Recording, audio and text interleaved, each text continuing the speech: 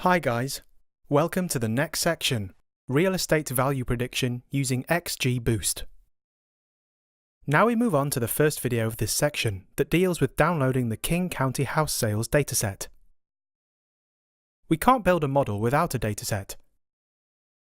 Kaggle is a platform for predictive modeling and analytics competitions in which statisticians and data miners compete to produce the best models for predicting and describing the datasets uploaded by companies and users. You can visit this website for more details.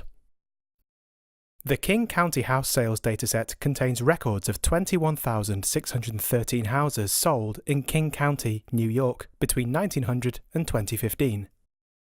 The dataset also contains 21 different variables such as location, zip code, number of bedrooms, area of the living space, and so on for each house. The dataset can be accessed from this website.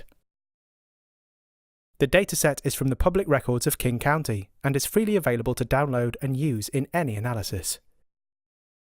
Once you arrive at the website, you can click on the download button as you can see here. Now we will save the zip file in the current working directory as this will be our dataset.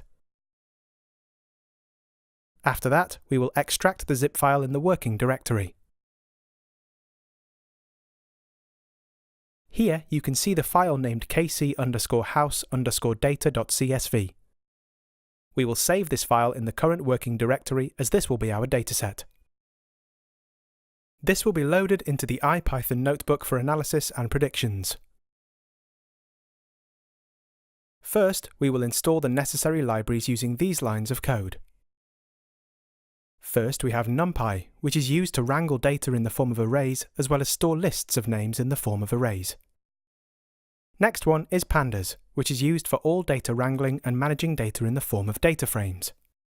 Seaborn, which is a visualization library required for exploratory analysis and plots. After that, we have MPL_toolkits, which contains a number of functions and dependencies required by Matplotlib. These are the functions from the scikit-learn library, which is the primary scientific and statistical library. We will also require some other libraries such as XGBoost, but those will be imported as required while building the model. This is the output that you will get. It is always a good idea to check the current working directory and set it to the directory in which the dataset is stored. We will run this script. In our case, the folder named Section 2 is set as the current working directory. The data in the file is read into a Pandas data frame named dataframe using the read_CSV function.